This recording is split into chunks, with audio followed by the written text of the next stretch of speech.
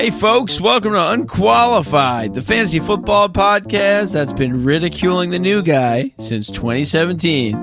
I'm your producer, Rob Diesendorf, here with Sean Brady and Scott Johnson, two fantasy football rivals that have been sabotaging each other for years, but they decided to come together to help you win your league and sabotage the new guy instead. You want to know what's so funny about that intro is that, like, at least as far as Scott goes, Scott is like the last person that would sabotage a new guy. I know this from experience. The first time I actually met Scott was I was in freshman year soccer tryouts, and he came up to me and he was like, "Hey man, like, you're killing it, like, nice job." And like he was so nice that I thought he was fucking with me, mainly because the rest of the upperclassmen were like kind of like that, like sarcastic. And I was like, oh, like this fucking guy is like fucking with me. And then I slowly got to realize that he was just actually that aggressively like optimistic and sincere. And I was like, oh, not anymore. Nice, not anymore. And times have changed because fuck the new guy in our league. Fuck the new guy. Yeah, that was all real, man. I thought you were doing a really good job. I remember that day vividly. I remember how well you were doing that's too. So cute. The Sahara. I don't really remember, but remember that field, Rob? The Sahara. Oh, Sahara. Yeah. That field behind the baseball field. You know when a field is called the Sahara, you know you're in for a good day of 2-a-days. Those are rough. Back in the day, Cursed field. Cursed. 2.5 hours of one practice was like 2.5 hours. Yeah, it was like a 5-hour day in all. Brutal. Ugh. Imagine that now. That would be my idea of hell. Oh my god, there were so many other things I'd rather do than that. Hell smells like the scent of Tiger Balm. It's true. This is a unqualified tradition. If you have a new player in your league, you have to smother them in Tiger Balm. Just dip them in. Just dip them in Tiger Balm. Just dip them in a jar of Tiger Balm. or Bengay. You know what's even worse? The liniment oil, the Tiger Balm. Because it runs. You ever use that? Yeah, because it gets everywhere. I don't think I've ever used that Tiger one. Balm. The rule for Tiger Balm is that no matter where you put it on your body, it's going to end up on your balls. That was the worst. I love that smell though. Oh, me too. Put it on your pinky toe. By the end of the game, it's on your balls. I was a big Bengay guy. You guys ever use that?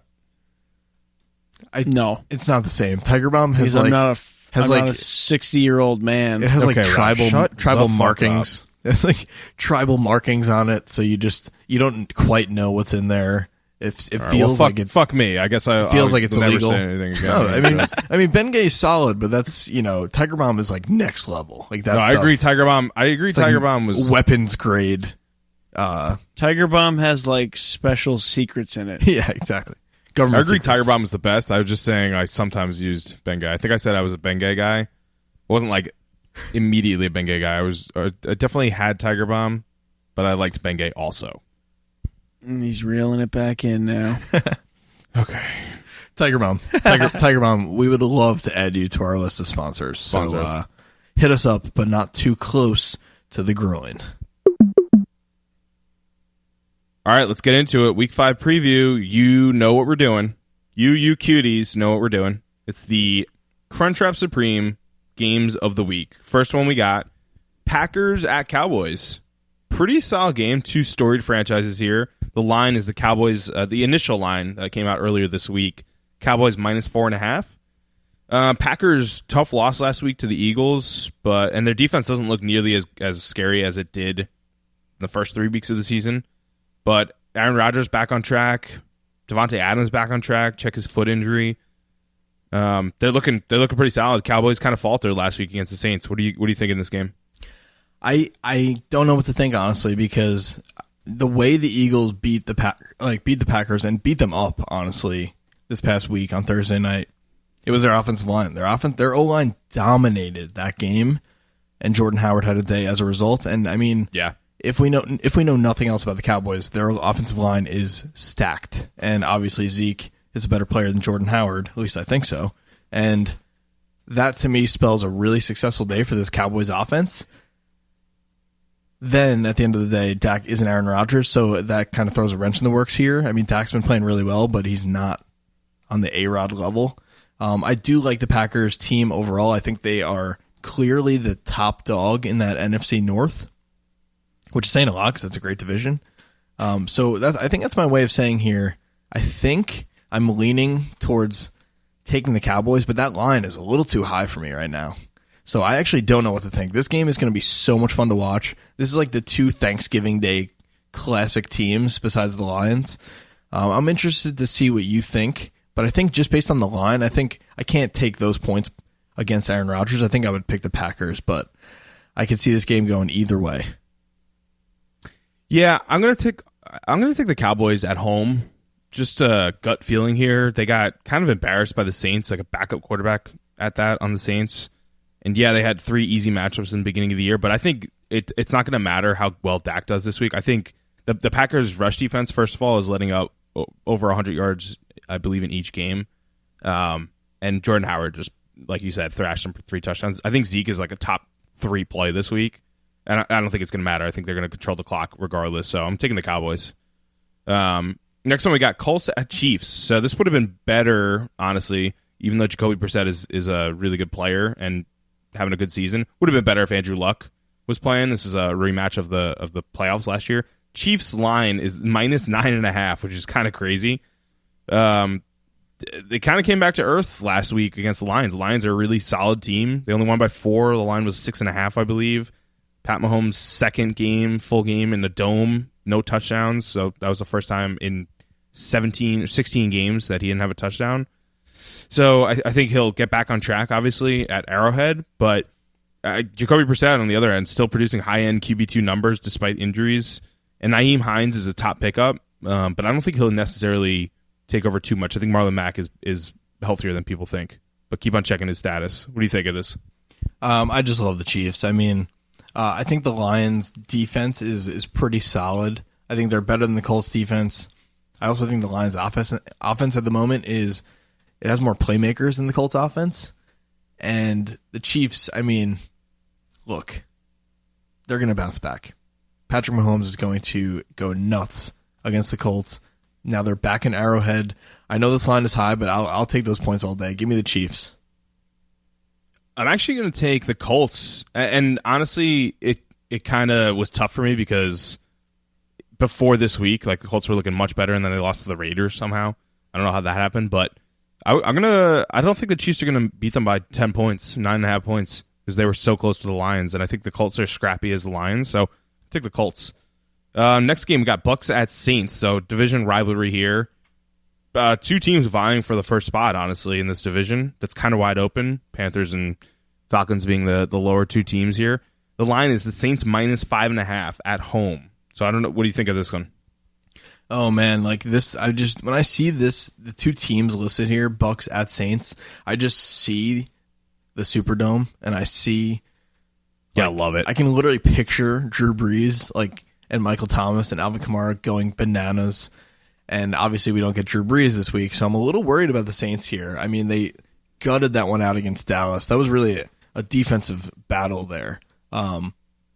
I'm worried. I don't think Teddy Bridgewater is an elite quarterback. I don't even know if he's I agree. I don't even know if he's necessarily like a starting caliber quarterback. Like he to me is clearly worse than Jacoby Brissett.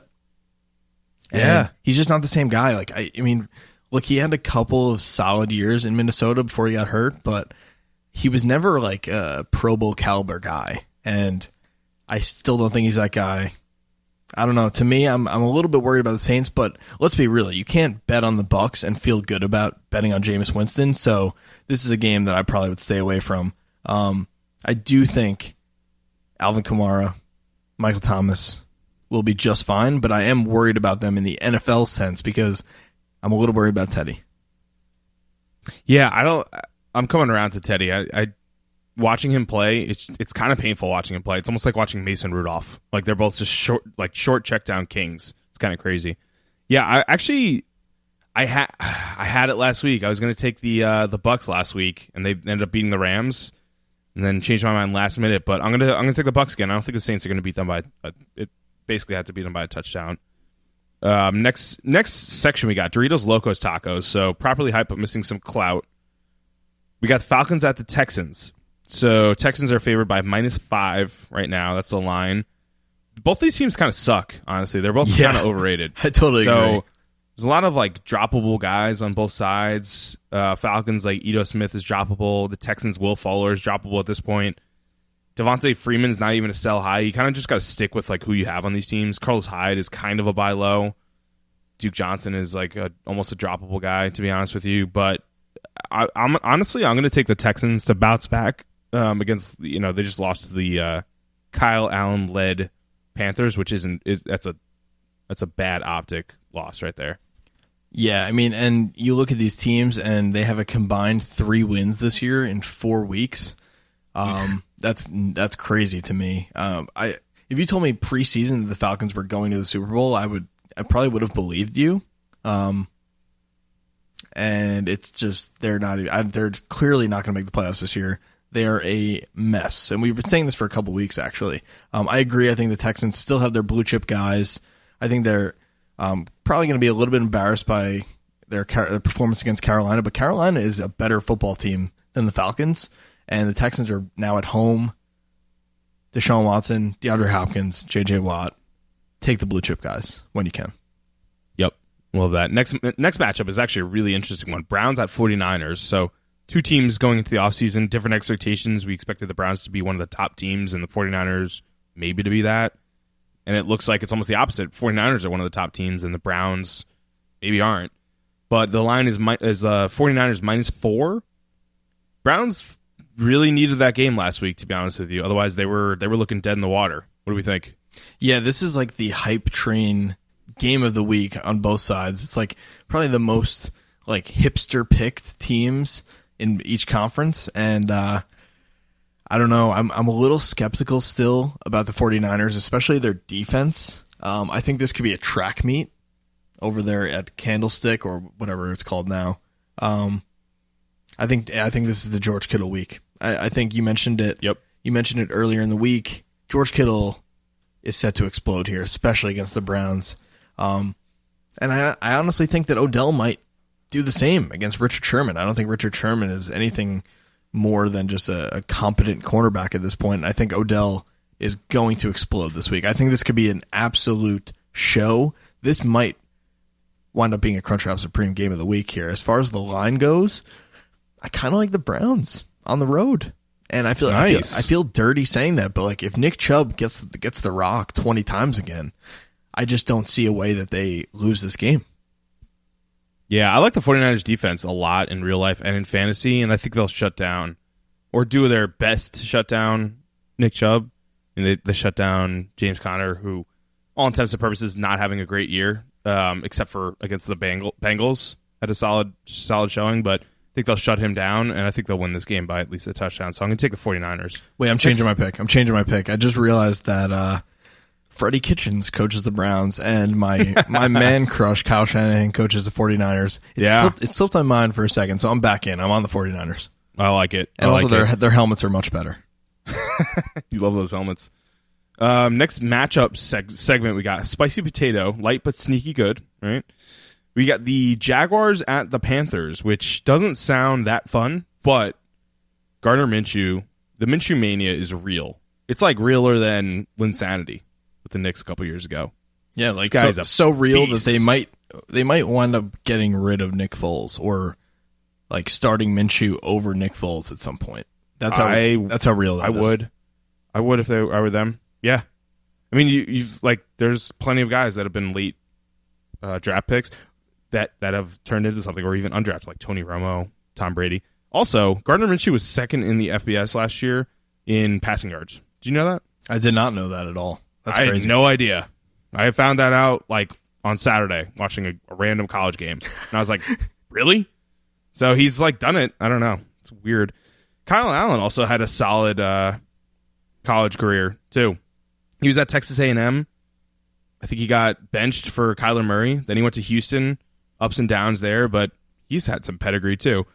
He came way back to earth last week with 3 fumbles. so it doesn't really help his pass catchers at all. But I would give it a couple more weeks before dropping like a Curtis Samuel or Greg Olsen. Should get back on track. This is a tough matchup, though. What's the deal with Jalen Ramsey? I don't know. I think he actually might have missed the game to spend time with his newborn child or like go see the birth of his child. I totally forget what the deal is, but it seems a little weird, that whole situation, and he's clearly going to be traded soon. And I think it's just a matter of the Jaguars waiting for the offer that makes the most sense for them. I feel like Tom Coughlin and Jalen Ramsey literally hate each other. And I think not a good mix. I think that's actually what this comes from. I don't even know if it's a Doug Marrone issue, and I don't think it is, because I feel like Doug Marrone is the kind of guy that like he could scream at you and then you would just talk about it and make up afterwards. Yeah, apparently they did. And Tom Coughlin I think is really the issue here because he's trying to set that culture a certain way. Clearly, not really working out too well for him. And let's free Jalen Ramsey. Let's get him to like the Eagles, or let's get him to maybe even the Seahawks. I don't even know who else really needs a corner at the moment. The Chiefs, maybe. Like the Jets. The Jets, that'd be great. Dude, you pair him with Jamal Adams, we will be nonstop. Still suck. Nonstop talking shit about our teammates, the other teams we're playing. It would just be fascinating, honestly. We'll have 3 wins instead of 2. Big whoop. Yeah, exactly. You know what? I'm here for it. The line here is the Panthers -3.5. I'm going to take the Jags in this. They're a scrappy ass team. I know they just beat the Broncos, who are 0-4, but they came back in that, and I believe in Minshew getting by this Panthers secondary. Look, I love Minshew as much, if not more than the next guy, but there's somebody in my life that I love just a little bit more, and by just a little bit I mean a lot, and that's Christian McCaffrey, who won me a ton of money last year. I sadly don't own him on any of my teams this year, but the guy is an absolute stud, and I will pick him all day at home. After a while, 37 touches a week is like not sustainable, though. They got to figure something else out. Yeah, they do. Kind of crazy. Jets at Eagles. I mean, the J words at Eagles. I did say the Jets before, too. I'm supposed to say J words. Eagles are favored by -14.5. Yeah, I'll take it. No one on the Jets. Literally no one. Even Le'Veon Bell sucked 2 weeks ago. Hopefully they figured it out with the bye week, but I doubt they did. And the Eagles, solid win last week. Wentz is a top 5 play, and so is literally everyone else on this team. Yeah, I would say the only reason I put this here is I'm going to assume Sam Darnold's back, and if he is back, this is the classic trap game for the Eagles. Now, I'm not saying the Jets are going to win, but I can see this being a lot more fun than people think it is because they're going to overlook the Jets. And I think if Sam Darnold plays, this could be a kind of a fun game because the Eagles' cornerbacks are maybe the worst pairing in the league. And Darby's have been out. I feel bad because he had a really scary injury, but Avonte Maddox is not good at football, and the Packers just taunted him every play. Every pass they threw was to the right side of the field where Maddox was just sitting. They were just toying with him all day. And to me, I mean, I'm not saying Sam Darnold is going to do the same thing if he plays, especially after not playing for 3 weeks, but the Eagles clearly have a hole, and I think that we can exploit that because when he plays, we're at least semi-competent on offense. I'm talking myself into it. Don't let me do this to myself, Scott. Put me in my place. Just don't bet on this game. That's my advice. I'll take the Eagles. They're going to blow the Jets out. I don't think it's going to be close. Are the Eagles home? Oh yeah, forget it. Oh my god. Next, let's just move on. Vikings at Giants. The line is Vikings -4.5. So they didn't look that good last week. Dalvin Cook didn't have a great game. Kirk Cousins looks worse every single year. I don't know how that happens, but it's kind of affecting Thielen and Diggs now at this point. But I think if any game was to put you back on track, it's the Giants, honestly. With their corners. They're probably one of the worst corner tandem as well. What do we think of this game? Yeah, I mean, look, if Danny Dimes goes out and beats the Vikings this week, then we might have a situation on our hands here. And that's coming from one of his biggest skeptics coming into the year. That could be really fun. I don't think that's the case. I think Dalvin Cook will, I don't know, what is 200 yards out of the question here? I think he's just going to be running wild all day. But I don't know. I don't feel great about Kirk Cousins going on the road anywhere or even at home anywhere because he's just straight up not good. Like, the Vikings will be drafting a quarterback or trading for a quarterback or doing something about that maybe as early as this offseason because he's just not good enough. It's that simple. Yeah, I'm going to take the Vikings in this one as well. I think they'll win by a touchdown. I just need Dalvin Cook to get 30 touches, and I'll feel comfortable with the Vikings there as well. Yep, I agree with that. All right, our Liv Moss gambling tip of the week, bet against the Jets. My brother, resident Eagles fan, Ryan Brady, he wanted to bet me a burrito. The loser of the bet buys the winner of the bet a burrito. And he said you could take the points and take the Jets because he's an Eagles fan. I said, absolutely fucking not. I'm not betting on the Jets because that's our Liv Moss gambling tip of the week every week. And there it is for you. So don't bet on the Jets. Save yourself the money. Go bet on Pat Mahomes or somebody like that. Or the Patriots at Washington's -12. Take that. Yes. Chargers home against Denver, -8.5. Take that. Denver's putrid. Kansas City, yeah. Those are all much better ones. Oh, I could just see the Chargers ruining that for somebody. I could just see Philip Rivers like cursing at somebody in the 4:00 window. He doesn't curse. Or being fake curse, red in the face. His head. Curse you. Ah, dang you. Heck you, man. Yeah, but so bet on the just bet on the Patriots. It's the only way to make money these days. Simple. All right, so we're going to change it up a little bit this week. This is what we would normally do, Would You Rather in, but we have what do we want to call this, Sean? It's different. It hits different. It definitely does hit different. I don't know, is it like the over under or like over under. The prop bets of the week, maybe? Yeah, prop bet. I like that. Prop bets. That's much better. Yeah. Nice. That hits different. That slaps, dude. All right, first prop bet we got is who's going to have less completions next week? Andy Dalton versus Arizona or Dwayne Haskins versus the Patriots? Dwayne Haskins. No question. That was simple. Wow, that was quick. Andy Dalton looks like absolute dog shit. But we're recording this on Monday night. He looks like dog shit against the Steelers. Yeah, but Dwayne Haskins he looks kind of lost, and that was against. Feel bad for him. That was against the Giants defense, and you get Bill Belichick game planning for you. Yeah. Oh my god. Can you imagine that? They may just hand the ball off to Adrian Peterson 30 times for 15 yards. Sounds like a James Conner stat this year. Speaking of James Conner, more rushing yards next week. We got James Conner versus Baltimore or Le'Veon Bell at Philly. I'm going to stick kind of stumbling. I'm going to stick to my sneaky Jets keeping it relatively interesting in Philly take. I think I'm kind of just inspired by week 1 in Washington jumping out to a 21-0 start on Philly. I think Le'Veon Bell will have more rushing yards than James Conner. Got it. Yep, I agree with that. This is only rushing yards. James Conner's. They're both catch a lot out of the backfield, but James Conner had a lot of receiving yards against the Bengals on Monday. Oh, there's another Andy Dalton sack. Big surprise. More interceptions. The Redskins quarterbacks, because who knows if Dwayne Haskins is going to play the whole game, or the Browns wide receivers. Well, they're not going to throw many passes. That's first off. Yeah. But when they do, they will be electric. They're either going to be a pick six or a touchdown or an insane play. You got to be safe here and take Redskins quarterbacks. Like if you just said Kirk Cousins and we weren't sure if he was going to play, then it would be then that would be interesting. In that case, I would still take Kirk, I think, because the Redskins cannot stop giving the ball away to the other team. And Bill Belichick might be the best defensive game planner ever. So it's, unless he just forgets that they're playing the Redskins, which he never allows himself to do, it's got to be the Redskins quarterbacks here. I'll also throw in the Jets quarterbacks because Darnold, maybe he's better. Maybe he's back from mono.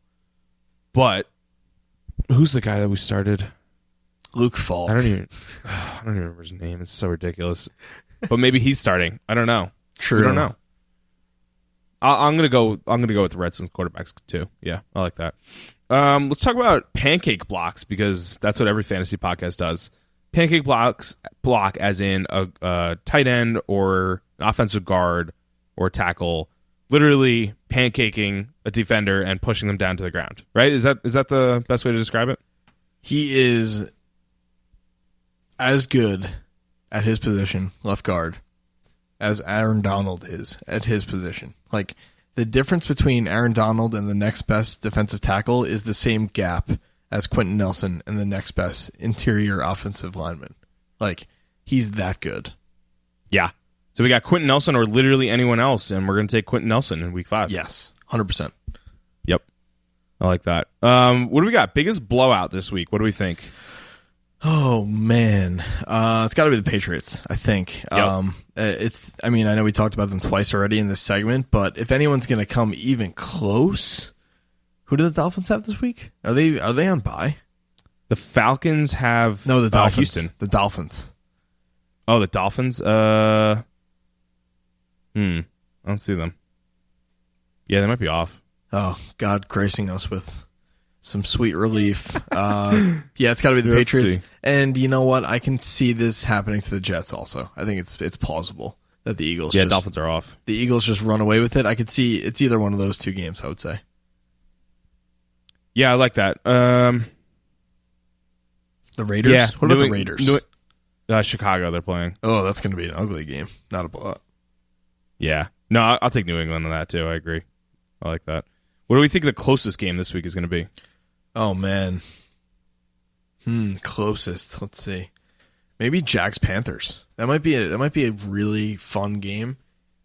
The only other option I would see is like the Browns-49ers. I think that could be like a who gets the ball last type of game. I like that. I'm going to go Chicago-Oakland. I think that's going to be a really close game, honestly. Chicago at Oakland. Oakland just beat the Colts somehow. Chicago has a backup quarterback. I think that bodes well for a close game. Highest score total. So the high, like the Rams-Bucks last week, 95 ridiculous points. What do we think this week? I think I would throw the Bucks back out there. Bucks-Saints. Yeah. Saints at home. Divisional matchup, which is always a shootout, especially in the NFC South. I mean, oh, man, I would say it's probably that game. And then I'm tempted to just throw the Chiefs in there too, but I don't know. I don't think the Colts can put enough points up. Yeah, I don't know. I would have said Atlanta-Houston, like if you asked me 2-3 weeks ago, but they're both like kind of faltering. I don't know what's going on with them. They can't really score points. But if you asked me last year, I would have said Atlanta-Houston. What do we think the lowest score total is going to be? Oh, God. I have 2 here that I think. I think that Raiders-Bears game might be one of them. That's I actually wasn't going to say that, but that is going to be probably a low-scoring game. I agree. I was going to say Baltimore-Pittsburgh or Green Bay-Dallas. Because Baltimore-Pittsburgh is always close. I know they had Big Ben and they used to have Flacco, and they're 2 totally different teams than they used to be. But it feels like that's always a defensive stalwart game. And then Green Bay-Dallas defenses are pretty good, too. Another sneaky one, Vikings-Giants. Yeah.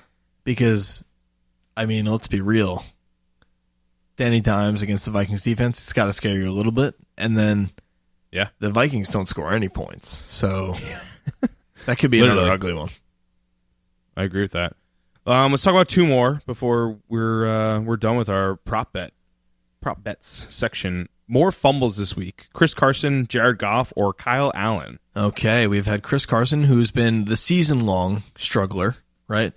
All season's been an issue. Jared Goff is maybe the career-long struggler. Saw a stat recently. His game-losing fumble against the Bucs, that was his 14th fumble in his last 13 games, including the playoffs. So that's crazy. So not ideal. That's like a career-long trend there. And Kyle Allen, with the week-long trend, he fumbled 3 times last week. Give me, I think, the most certain fumbler this week is Jared Goff. I think we're going to see one minimum. Yep.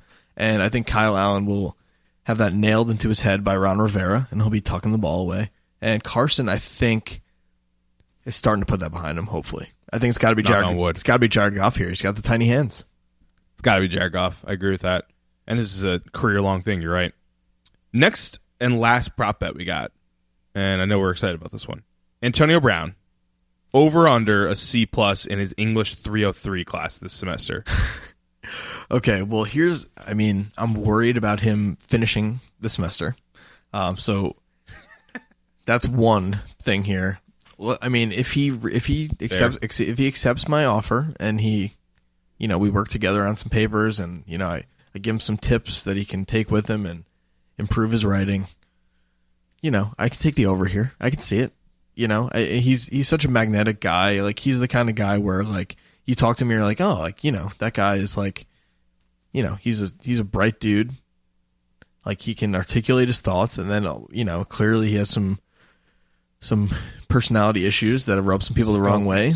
But, I think he could hide that in a college class once or twice a week for a semester. I think he can, he hid that for almost 10 years in Pittsburgh. So, it's true. You know what? I'm going to take the over. I'm an optimistic guy, and I think he's going to reach out to me, and we're going to get down to brass tacks here.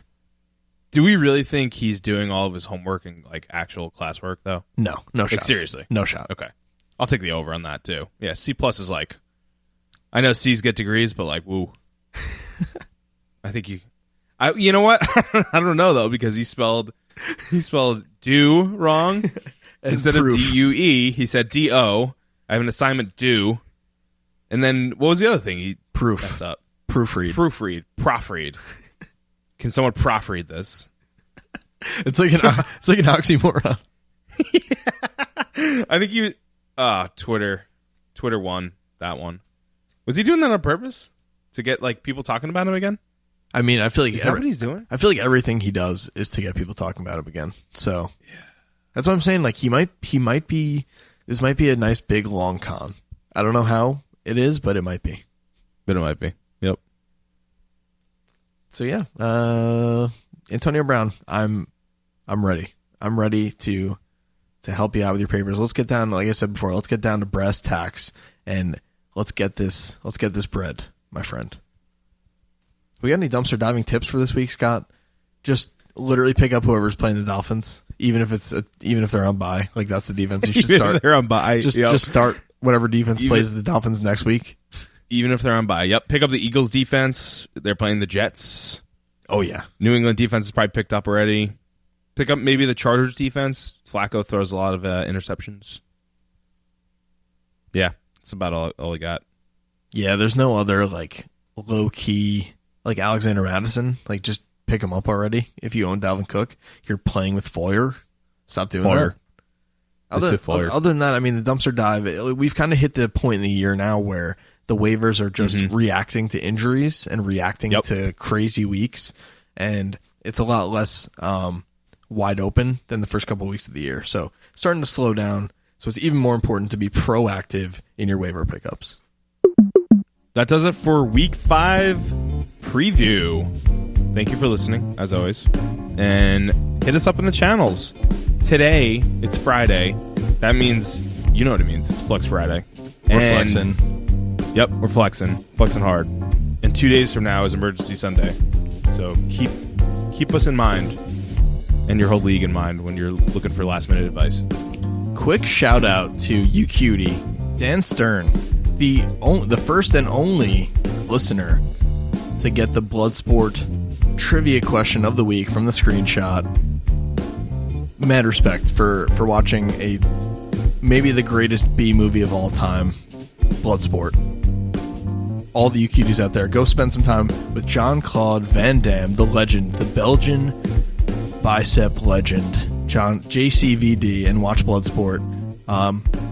All I need to tell you about it is that it's a martial arts movie with a tournament in it, and people die. So it's fun. Can't go wrong with that. They definitely use Tiger Balm in that movie. It's actually, there's just sponsorships all over the walls. Product placement. I think that's actually where that's probably why they developed Tiger Balm from that tournament. Holy crap! If Tiger Bombs sponsored us, it would be TB and TB. Oh, Taco Bell and Tiger Balm. Oh, wow! This has to happen. And Tom Brady. Okay, so here's my question, because we're going to make this happen. Like, we know how to contact Taco Bell because we've actually had Twitter interactions with them in the past. Does Tiger Balm, do we just need to like send a carrier pigeon? Like, I feel like Tiger Balm is no pigeons, like 1600s level technology. That company. I hate pigeons. No pigeons. Unless we send all of them in the world over there, get rid of them. So just a message in a bottle. Yeah, that's much better. That's Literally 2 Tiger Balm. Sponsor us. Love Unqualified. Love UQ.